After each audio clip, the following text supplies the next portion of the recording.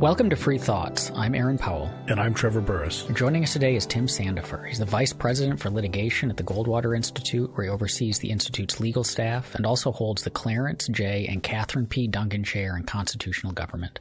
He's the author of many books ranging from constitutional law to regulation to a biography of Frederick Douglass. His latest is The Ascent of John Bronowski, The Life and Ideas of a Popular Science Icon. Welcome back to the show, Tim. Thanks for having me back. A book about a scientist is rather outside of your usual topics. So how'd you come to write about Bronowski? Well, it's actually a long story because I first discovered him when I was a freshman in college through the book version of his 1973 television series, The Ascent of Man, which I read it and I was just enraptured by it. And so I started reading everything I could get my hands on by him. And then I finally discovered a copy of the video of his documentary and watched that. And I enjoyed it so much that in my senior year of college, I decided that I should try and write a biography of him. Nobody had done so at that time. And so I thought I would take this on. And I had no idea, of course, even how to write a book at all, let alone how to write a biography, let alone to write the first biography of somebody, which is very difficult because you have to, you come up with a timeline to begin with. So since then, it's been 20 years. I've been kind of pecking away at it a little bit here and there as time goes on and getting more information either through libraries or interviews. And finally, at long last, it's done. You mentioned writing the first biography, and so just out of curious, like what goes into that? How do you? Because I can see like if you're writing a biography of someone who there's lots of people have lots of covered, you can just kind of grab a whole bunch of books, read them, and then maybe follow the notes to the original sources. But like, what's the process of doing the first of its kind biography? Well, the first thing is to find interviews and short articles about him, just to try and come up with a rough timeline, and then to find what libraries in the world have collections of papers, either of his own or of friends through his lifetime. And so a lot of the research consisted of asking libraries around the world to make copies and send them to me of letters and other things in their collections, which fortunately in our modern world, we have lots of research institutions that are able to do that. I mean, it was amazing because I started this project before Google Books or YouTube existed. And I discovered when those came about, it was amazing how much more quickly research could be done. I could find what books I needed to look up at the library. I could find video interviews and things like that. But I will say one thing that I have really learned from this project is to be skeptical of biographies. Interesting. Having gone through this project to figure out, to see how much of biography writing consists of speculation, guesswork, I did my best in some cases to figure out what exactly was going on.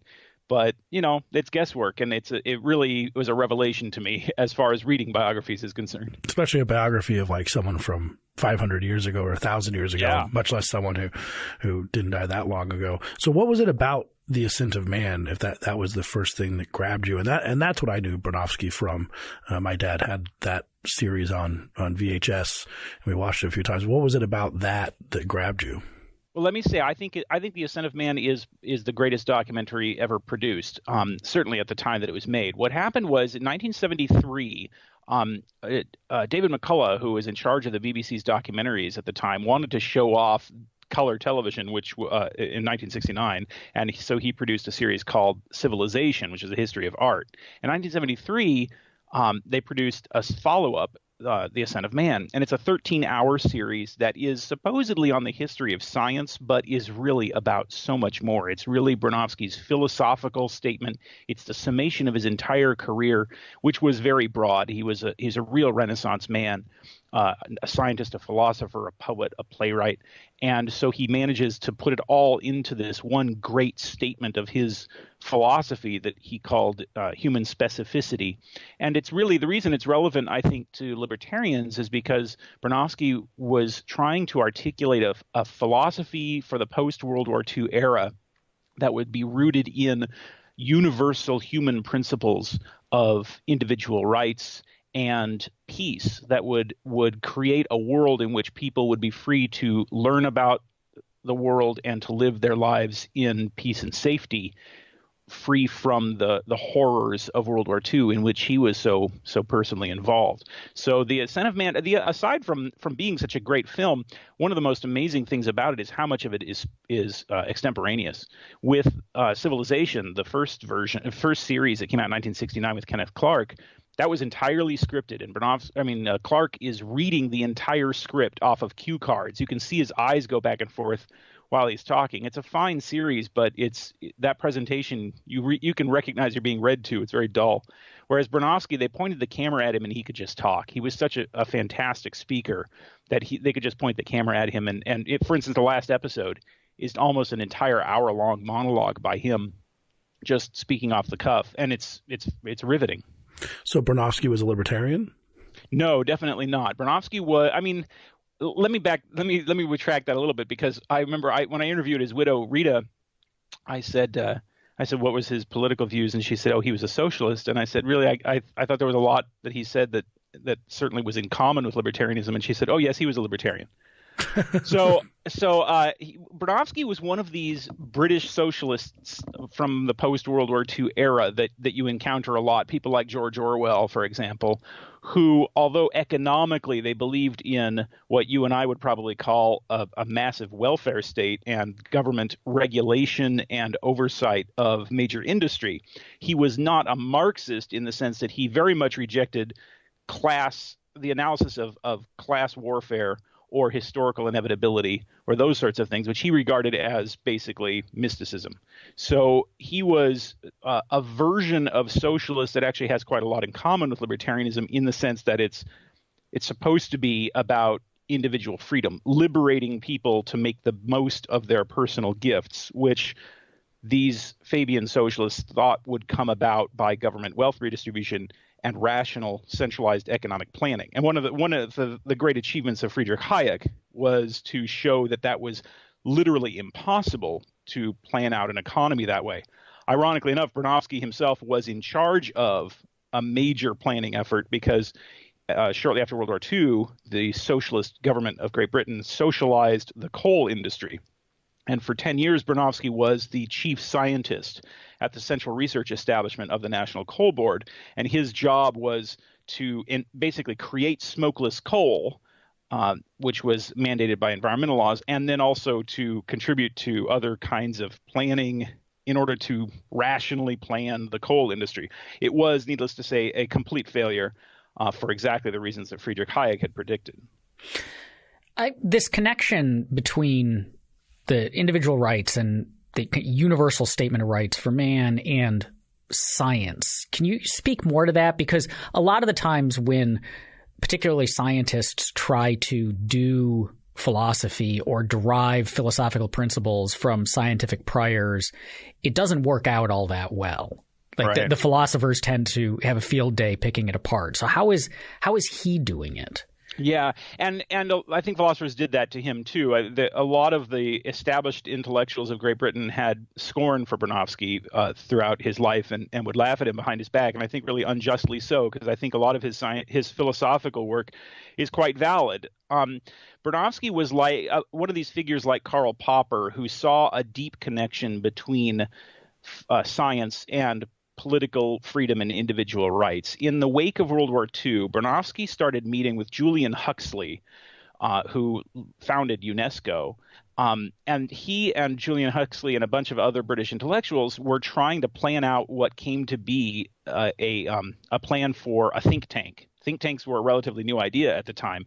And what they wanted to do was create a think tank that would not only do scientific work, but would fashion a philosophy and try and affect people's personal values and teach them a secular philosophy of individual rights, which they saw as rooted in socialism, that would prevent another catastrophe on the scale of World War II. During World War II, Bronowski had worked on helping to plan the area bombing of Germany and Japan, and of course had witnessed the devastation of the atomic bombs at Hiroshima and Nagasaki personally.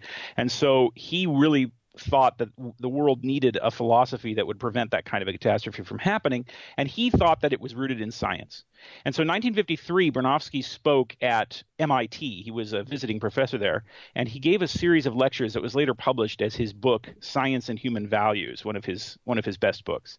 And in it, he first really articulated his philosophy of, you and I might call it scientific humanism, which was the idea that the pursuit of science had embedded within it certain philosophical values, primarily the discovery of truth, the discovery of the reality behind appearances, and that to accomplish that, we have to act in certain ways, so that the normative values of things like honesty and dissent, freedom of speech, freedom of thought, are sort of embedded in the practice of science. Once we choose to discover the world as it is, we are necessarily mandated to behave in certain ways. Now, one of the things about that is that eliminates the whole is-ought gap. It's long been thought that you can't derive values from the world as it is. And Bronowski rejected that wholeheartedly, that to discover what is in the world, we ought to act in such a way that truth can be discovered, was the basis of his ethical beliefs. And that is a sort of existentialist approach that was not uncommon at the time. What I think is really interesting is how much that parallels arguments that were being put forward by people like in the law, Lon Fuller, who made a very similar argument about law, that in order to accomplish the work of a lawyer, you are required to act in certain ways that include honesty toward the court, avoiding perjury, all these sorts of things that are embedded in that, which, by the way, Fuller himself acknowledged in his book, The Morality of Law. It's also similar to the writings of Hannah Arendt, and I would argue even of Ayn Rand. Ayn Rand was trying to argue for a universal secular morality that, among other things, would have avoided a repeat of World War II. And she rooted it in this choice to live as a human being, she said, was the basic choice from which all other morality flowed. Now, one of the big differences between Bronowski and Rand is, other than the capitalism socialism thing, obviously, one of the big differences is that for Bronowski, he never really explains why we should choose to pursue science, that what philosophers call the meta-ethical question. Bronowski never really addresses that. So we don't really know how he would answer that question. He seemed to think that the commitment to discover the world as it is was the foundation for a morality that would include respect for individual freedom, as particularly freedom of speech and dissent. Well, I could see this going the other way, though. We could take someone who believes that scientific truths, can be derived, and then moral values and purpose to some extent can be derived from that, could turn that into a totalitarian type of regime where there's a right way and there's a wrong way, and science takes a large role in deciding the aims and goals and purposes of the state and maybe even of your life. That's right. And that was a criticism that was levied against Bronowski quite strongly during his day. That was the argument that was being put forward by what you and I would call the conservatives of his time period. And that was a preoccupation of episode 10 of The Ascent of Man, which is generally considered his finest writing and his finest moment as a public intellectual. In episode 10 of The Ascent of Man, you really see Bronowski's the full spectrum of his gifts are brought to bear on just this question. It's supposed to be the period where he's talking about the period of science from about the 1930s to the end of World War II. He's talking about the discovery of the physics behind the atomic bomb. Now, Bronowski's best friend was Leo Szilard, who invented the atomic bomb. He and Szilard worked together at the Salk Institute in San Diego, California, and Bronowski had been the head of the British mission that was sent to assess the effects of the atomic bombs at Hiroshima and Nagasaki. And he tells this story, this horrific story, about arriving in Nagasaki in the evening with his teammates. They drove in jeeps and they were driving through this forest. And it was only when they heard the music coming from the battleships anchored in the harbor that they realized that what they thought was a forest was actually the twisted skeletons of the buildings that had been obliterated by the atomic bombs. And the horror of seeing that kind of devastation changed Bronowski's life forever. And so he in this episode of The Ascent of Man, he's reflecting on that as well as telling the story of the discovery of the bomb. And the episode starts out with a blind woman feeling the face of this man and telling what she thinks he looks like. And she says, he's definitely not English. His face is more round like a continental European, possibly Eastern European. She says the wrinkles on his face, she says, are wrinkles of agony, of misery. At first I thought they were scars. And then Bronowski starts off his narration and talks about how there is no one God's eye view of the universe, that science can reveal to us the truth about things depending on how we ask these questions, but there's no one single truth to be discovered and implemented in life. And he proves this by showing this man's face and what it looks like under different wavelengths of light. Under what it looks like under a microscope. And then he even blows up a giant paper mache copy of it and shows you what it looks on radar. And this is to make the point that there is no single truth to be implemented in the world. He then goes on to tell the story not only of atomic physics and the discovery of the Heisenberg uncertainty principle, but of the advent of World War II and so forth, and the bomb.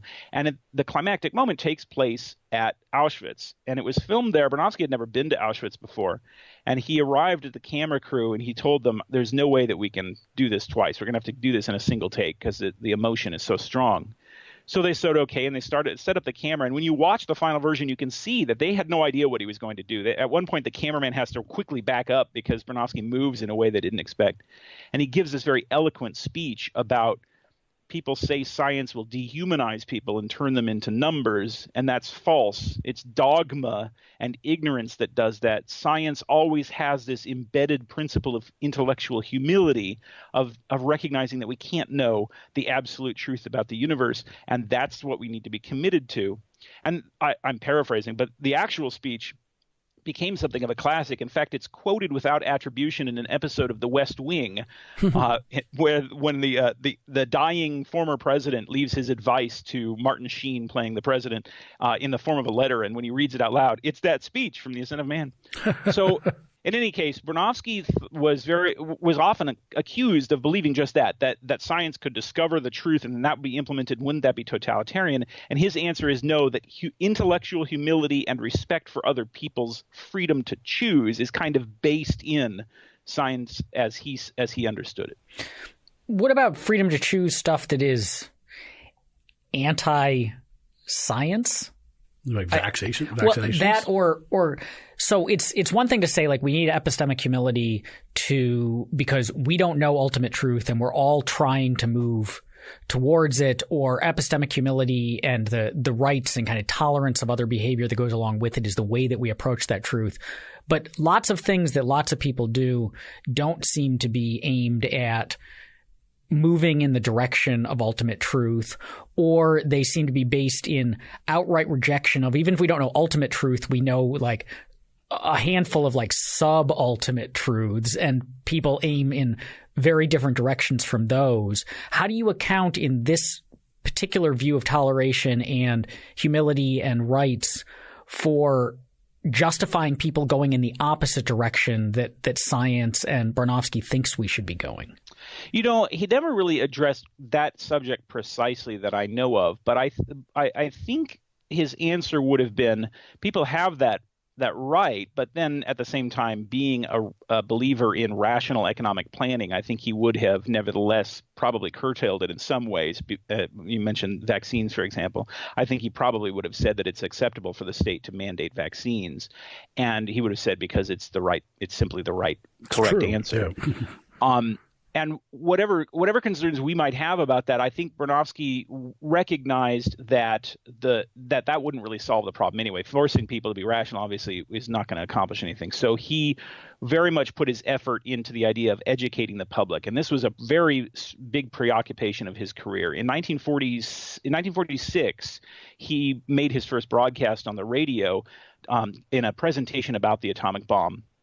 And it was such a success that he became very quickly a public celebrity, spokesman for science on a television show, first a radio show, then a television show called Brains Trust. And he became such a celebrity in Great Britain as a spokesman for science that he even is mentioned in a Monty Python routine. in The Exploding Penguin, when this penguin appears on top of the television, and the two ladies are talking back and forth, and one says, "Why is there a penguin on top of the telly?" And the other says, "How do I know? I'm not Dr. Bloody Bronowski." So he became a huge name in Great Britain. In the United States, unfortunately, The Ascent of Man premiered like a year after he had died. So right when he was on the cusp of becoming a major celebrity in the United States, he was already gone. So that didn't happen for him.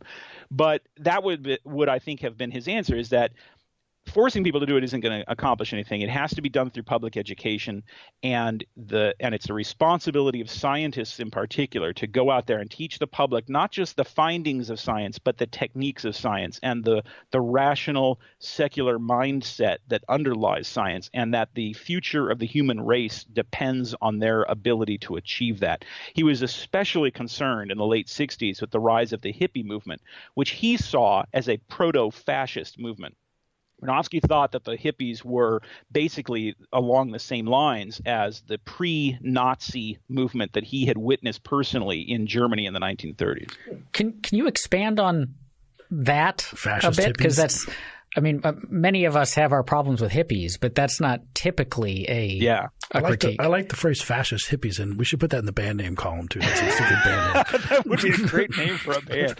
But Bronowski was very concerned about it for just that reason. He thought that the hippies were an anti-rational, anti-progress, pro-tribal, pro-primitivist movement, and that was precisely what he had seen in the early wave of what became the Nazi movement in Germany. Bronowski all his life saw this sort of conflict, this perpetual conflict between, on one hand, the traditionalist perspective that believed that man should not change the values that he had come to know through religion and tradition, and on the other hand, this belief in progress, scientific planning, and discovery. And I sort of suspect that he discovered this in his own family life. His father was an Orthodox Jew. His mother was an atheist member of the Communist Party. So I think that he saw that clash not only in history but in his own personal life. But of course, he certainly saw it during the Spanish Civil War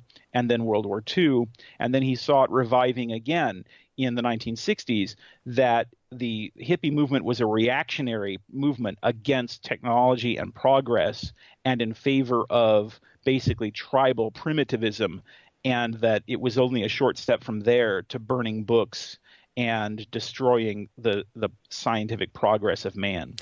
We've mentioned the atomic bomb a handful of times and how much of an impact that had on him. And you said that he was, especially witnessing the destruction of it, he was horrified at the destruction.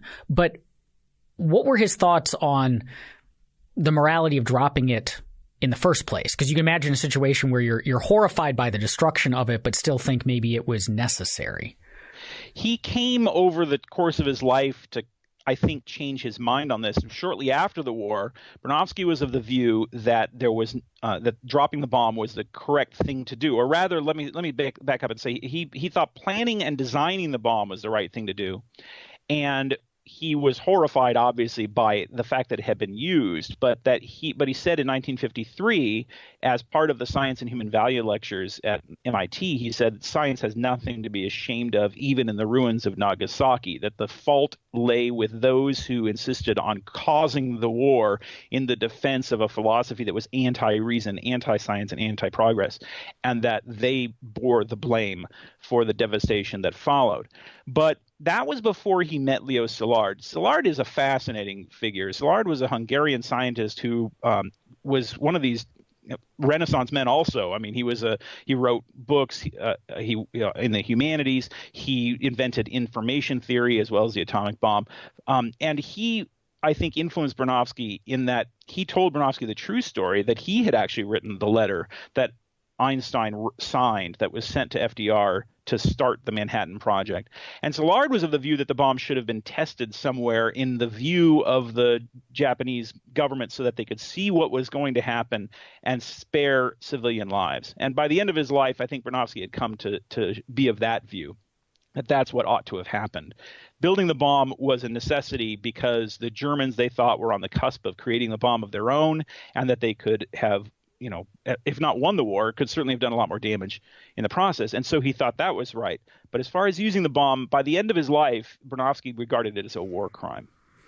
Now, it's kind of funny, all the things that this guy did, from television documentary to philosophy to doing the coal board. What was his actual background? What was he actually trained in?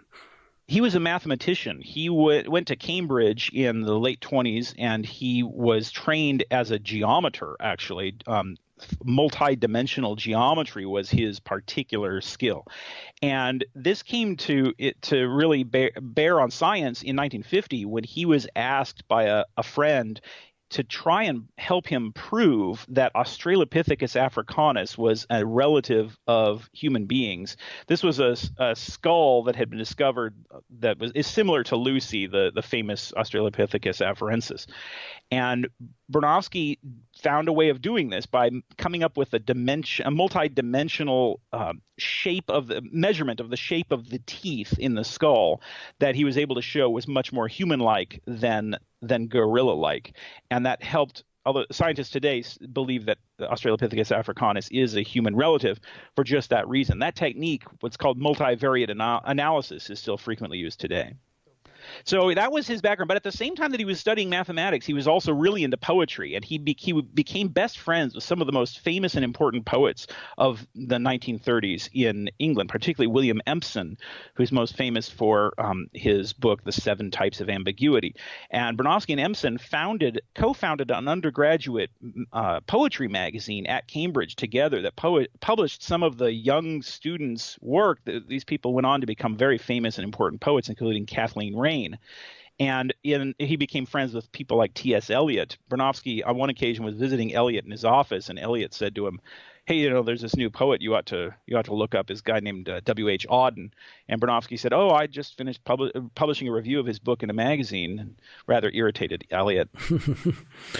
But also he disagreed very strongly with some of Eliot's sort of poetic philosophy. Very much so. Eliot was one of these reactionary traditionalist proto-fascist types that I was mentioning. And so, yeah, Bronowski had strong differences with him. And I suspect Bronowski didn't know where else to turn, though. So he became really interested in surrealism and Dada and things like that, which was very fashionable in that day.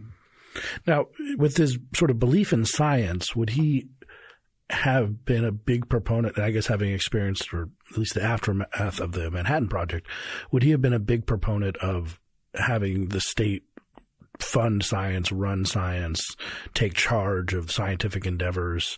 And also, what about things like the space program or science for science sake?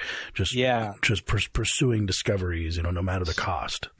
This was a major preoccupation of the later years of Bronowski's life. And in 1970, he presented a speech that became the most controversial thing he ever wrote, called The Disestablishment of Science, because this was during the Vietnam era. And, Bronowski had by that time become friends with Leo Szilard, and he was very concerned about the moral responsibility of scientists for the destruction and havoc that was being caused by the scientifically designed weapons systems and things like that. And so he presented a paper that argued that scientists needed to separate themselves from government as much as possible, basically conscientious objector status for scientists in the Cold War. Now, there were quite a few who disagreed with this. Mostly Teller was the most famous one, who was designing the hydrogen bomb. But Bronowski respected the perspective of those who thought that they did owe a moral duty to work in scientific research on behalf of their governments. He just thought that there should be a way for scientists to opt out and refuse to work in war work. So his solution that he came up with was, well, all the governments should get together and take all the funding that they currently do for science and put it into a single pot, and the scientists will decide how to divide it up. It shouldn't be up to the governments to decide what research to do. It should be up to the scientists. And this was an idea that I think he got from Leo Szilard, who had proposed something similar a few years before. And the problem is this is crazy. Yes, we see some conflict of interest there. It is. And in fact, that's why the Socialist member of Parliament, Anthony Wedgwood Benn, accused Bronowski of essentially calling for a dictatorship of the proletariat with this proposal, because it would inevitably have to be that the scientists would have to deal with the same kind of bureaucratic problems that government already has to do. You would have the same public choice problems. Buchanan and Tulloch point out that whenever the government is in the power of redistributing wealth among demanding constituents, then they're going to experience lobbying and these sorts of things, which mean that the result will not necessarily be the most efficient. And so the same exact thing would have happened if Bronowski's idea had ever been passed. Now, it was rejected at this conference that he spoke at. That he was being booed and shouted at from the audience by these radical scientists because it wasn't left-wing enough. They were upset that Bronowski wasn't calling for the overthrow of capitalism. So it's ironic that it was considered too conservative an idea at the time. It was a hopeless effort on his part. On the other hand, you can certainly sympathize with it. Bronowski really wanted to see some way of getting the politics out of science, which, by that time he had already worked for a decade at the National Coal Board, and he'd been very frustrated by how politics had controlled his research there. He did finally invent methods of making coal with usable coal, but with less requirement for mining coal, which upset the coal miners' unions and was never implemented for political reasons. So he was very frustrated by political control over science. It's just he never found a solution for how do you deal with that. Of course, libertarians would say there is no solution. As long as the government is in the power of redistributing wealth, it's inevitably going to have those bureaucratic strings attached. This just makes me think of, I think it was just in the last week or so, there was an op-ed in one of the newspapers from, I think, the CEO of Palantir, was it, about not feeling like we can't, if government asks us to do something for it, who are we to decide, we being technologists in this case, but you could see it for scientists, who are we to decide to say no to it if this is kind of the democratically elected, which strikes me as a terrible position. Terrifying, too. But this is very much still a live issue. And this dilemma was very much on Bronowski's mind after the Klaus Fuchs incident, when Fuchs turned over atomic secrets to the Soviet Union and was caught doing it. And the way I put it in the book is there's this kind of dilemma. On one hand, Bronowski thought that Leo Szilard had done the right thing to turn over atomic secrets to the Allied governments in World War II, but on the other hand, he thought that Fuchs had done the wrong thing to turn that information over to the Soviets. And the explanation, I think that's a rational position, but Bronowski really struggled with explaining it. His position has to be ultimately that democratic governments are morally more worthwhile than totalitarian governments. But Bronowski had struggled with exactly why that was. And I think he came to the view that totalitarian governments were simply incompatible with science, because they didn't allow for freedom and dissent and things like that. But he never quite articulated it as thoroughly as he could have, I think. So the idea there being that it kind of reminds me of music, where if there's a sort of an art to science, if you read about being a composer under the Soviet regime, for example, it definitely was a little bit control. You want to think that music is about being free and expressing yourself, but if you express yourself in a way that did not glorify the Soviet Empire, you might end up in the gulag. So it's kind of like music is impossible. Free music, music from the heart is impossible in a totalitarian regime. Is that kind of what you think he was saying about science in a totalitarian regime? Exactly. In fact, his symbol of this was Trofim Lysenko, the infamous Soviet geneticist who was a quack and rejected the idea of genes, who thought that you could transform winter wheat into summer wheat by exposing it to heat, for example. Throwback to the pre-Mendelian view of genetics. And of course, Stalin loved him and so put him in charge of Soviet science, and he went about and saw to the murdering of his scientific opponents, and with resulting disaster in the Soviet Union. Now, there's, on this subject, there's a fantastic book I read not long ago called From the Heavens and the Earth by Walter McDougall, which is a political history of the space race in the United States. And it makes a lot of these similar points, that the space race in the 60s was really really the pattern of central planning that we've been living with ever since. It was the first implementation of the idea that progress was the responsibility of government planning rather than the free market. And it was, I mean, you had literal 5-year plans. And the president of the United States stands up and says, I say that by the time the decade is out, we should put a man on the moon. I mean, what is that if it's not a Soviet-style 5-year plan? And I think that kind of thing was really on the minds of a lot of people at the time. Eisenhower famously warned about the military-industrial complex. That's what he was talking about. And that's what Bronowski was concerned about, that science was being monopolized by government to the point where you could effectively do no research that was not within the demands of political authorities. But at the same time, to a large extent, we do have that. But at the same time, it worked, right? Like the 5-year plan we did put a man on the moon. Yeah, that's what they want you to believe now. That's right. Yeah, that's right. And again, Bronowski, being a socialist, did believe in central planning. So I think there's this tension. He wanted central planning to be democratic so that it was dedicated to the pursuit of peace. Eisenhower's famous Atoms for Peace campaign that thought that we could use nuclear power to make the deserts bloom, which indeed we could do if we had the will to do so. I think that was Bronowski's desire, and he had a real tough time with the tension between that and the political control that would inevitably follow from such an arrangement. Now, it seems like that you have this documentary, this book documentary, The Ascent of Man, and so Bronowski was very interested in human progress and how it comes about. Did he view it as inevitable? I mean, in the sense of just putting people together under the right conditions and they will ascend, so to speak, or was it something that had to be kind of nurtured and controlled and fostered? Definitely the latter. Yeah, definitely the latter. He in the last episode, he says he's very concerned. He says, I'm very concerned about this loss of nerve in Western civilization and this retreat from science into mysticism and the hippie movement and things like that. He says if we do that, progress will continue, but it will continue in other places. It won't happen here. If we want Western civilization as we know it to have a place in the future, then we have to cultivate this philosophy of questioning and debating and skepticism and secularism and individual rights and these sorts of things.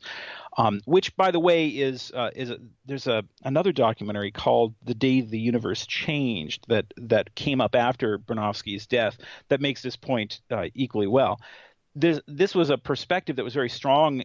And you still find it among the scientific speakers today. I think you find that it's among Dawkins, for example, today.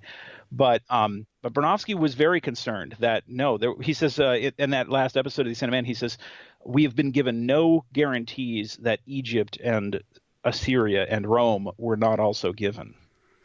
Well, also, Carl Sagan, who wrote The Demon-Haunted World, was very concerned about the rise of irrationality and anti-science movements, too. Which a fantastic book. In fact, I believe, if I remember right, Bronowski's name is mentioned in the first sentence of that book. Yeah, but that makes sense, though, because we have scientists who write books about how important science is, which seems a little kind of self-serving. I mean, right.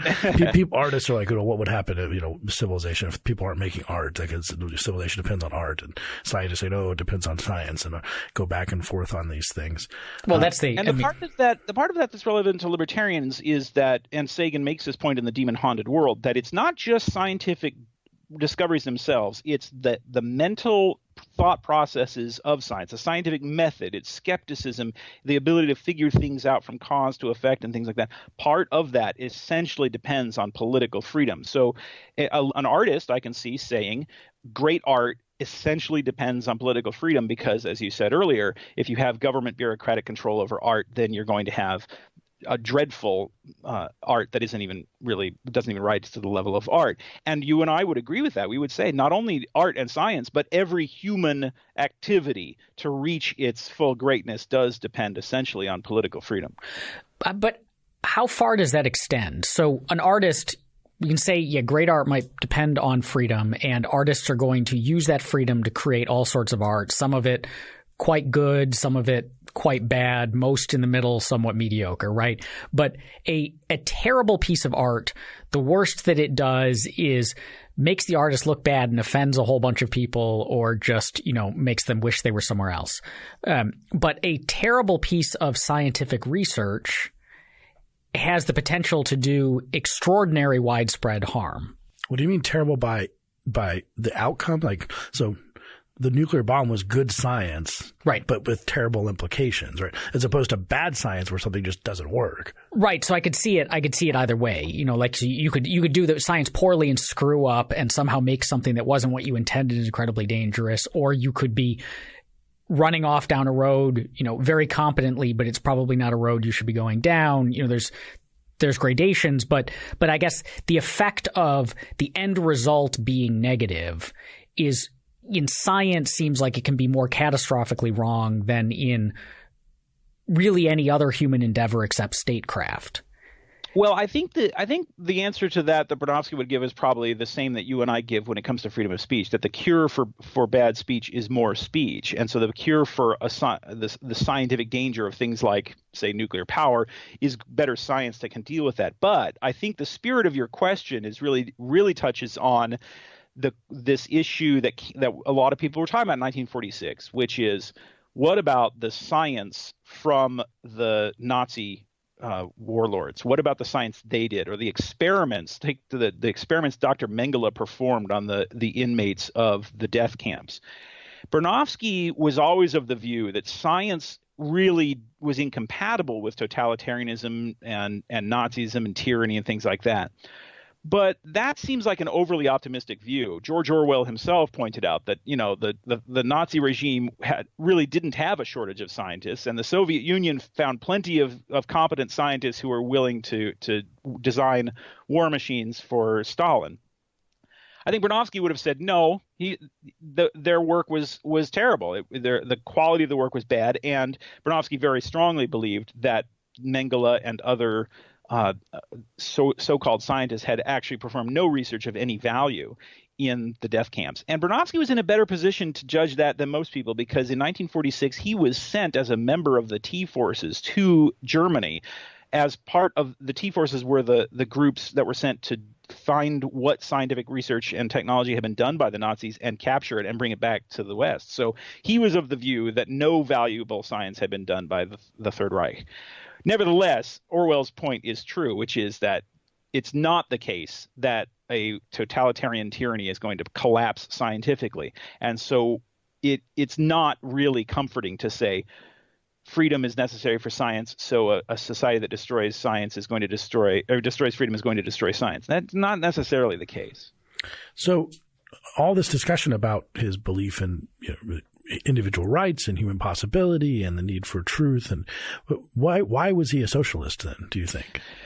Well, because at that time, especially in say 1931, let's say, if you were around at that time, it looked to you, especially in Europe, it looked to you like there were only two paths for the human future, and that's fascism or communism. I mean, it really looked to a lot of people during that period like that was the choice. Either it was an anti-technology throwback to tradition and culture on one hand, or it was a pro-technology planning for the future of all mankind in favor of civilization on the other hand. And that conflict between culture and civilization really seemed to a lot of people as the only two alternatives. The ideas that we as libertarians are comfortable with, the ideas of Hayek and Mises, had not yet even been articulated. And so the critiques of capitalism appeared to a lot of people as having been valid, especially after the Great Depression. And so I think that he was of the view that something like that you and I would call a massive welfare state was the only path to freedom for people who had suffered under the remnants of feudalism. And that's another aspect of it, is that Europe has always been a bit different ever since the French Revolution because of the legacy of feudalism. In the United States, it was considered sufficient to let people do their own thing and be free, and then the state step back and leave them alone. In Europe, there was this idea that that's not enough because generations of tyranny through feudalism had to be eradicated by the state. This brings up an issue I'd love to get your thoughts on, and something that when I'm talking with young libertarians or my writing, bring up a lot, is this. engaging with thinkers who hold a set of beliefs that are very different from the ones that we cherish in in a normative sense. So here we have an example of someone who you've written a book about him. You clearly think that we have a lot to learn from him, and you think that we as libertarians have a lot to learn from him. But at the same time, he had this category of beliefs that run directly counter to a set of core values that we hold. And that's the case for a lot of thinkers throughout history. And one of the things I find when I'm talking with young people who are getting into this stuff is they'll sometimes be too dismissive. They'll be like, well, I have this guy, I have nothing to learn from Plato because Plato held this set of views. And it's like, well, but maybe there still is something you can learn from him. So how do we, as we're approaching the history of ideas, assess that question? How do we figure out where that line is and whether someone is someone like Bronowski, who, you can kind of separate out for historical reasons the bad and just look at the good, from someone who, probably there isn't much to learn from them because the views are rotten to the core. Yeah. Well, that's a good question. In writing this book, I wanted very much to be as faithful to Bronowski's actual views as possible and not succumb to the temptation to make him sound the way I wanted him to sound. There are these books out there, for example, H.L. Mencken's book on Friedrich Nietzsche, which kind of try and portray the subject as the writer wants him to be rather than the way the subject really is. And I wanted to avoid that, but I also wanted to engage Bronowski's ideas and challenge them where I thought they were weak. And so I've done my best to try and say, here's what he thought, here are some of the weaknesses of that, here's what critics said, here's what I think the critics were right or wrong about, that sort of thing. So his Disestablishment of Science essay, for example, I try to show why he thought this and why what he did was rooted in something I think that's good, but that in the end the critics were right that it really didn't work that way. And anybody else who approaches this subject matter is going to necessarily have a different view of these things than I do. And Bronowski himself would have enjoyed that. He was very much of the view that a person's personal views of things were rooted in how a person reports something is going to be rooted in their own value structure, and that there's nothing wrong with that, including science. So he would have been okay with that, I think. But it can be a challenge sometimes when you're talking about a figure who is so like Plato or maybe a communist figure who's so associated with bad things. Is there anything to learn from them? Of course there's something to learn from them. If at least just what it is that's bad about them is a valuable lesson. That's the great thing about freedom of speech, is that with freedom of speech, we are able to see evil ideas and therefore understand why they're evil and arm ourselves against evil in the future. John Milton in Areopagitica, the most beautiful thing ever written in defense of freedom of speech, makes just this argument. He says, I cannot praise a fugitive and cloistered virtue that sinks from the race and for truth, which is not to be obtained without dust and heat. In other words, that you can't really call a person a virtuous or intelligent person if that person is only pure because they've refused to encounter evil. On the other hand, a person who does read and study what is bad and comes to understand what's bad and puts that lesson into practice in his or her life, that person is the truly virtuous person. Thank you for listening. If you enjoy Free Thoughts, you can find our Free Thoughts discussion group on Facebook or on Reddit at r/freethoughtspodcast. You can follow us on Twitter at freethoughtspod. As always, please rate and subscribe to us on Apple Podcasts, Spotify, or wherever you get your podcasts. Free Thoughts is produced by Tess Terrible and Landry Ayers. To learn more, visit us on the web at www.libertarianism.org.